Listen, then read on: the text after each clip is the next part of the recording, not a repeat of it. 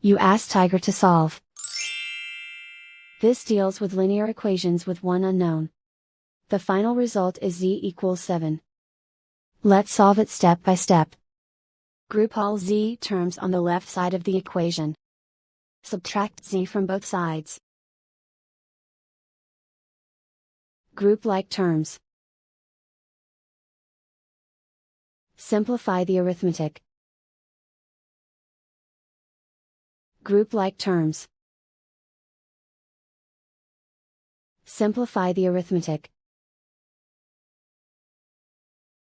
Group all constants on the right side of the equation.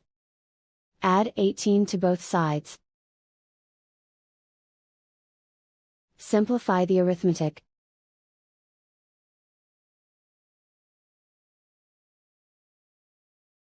And so the final result is z equals 7.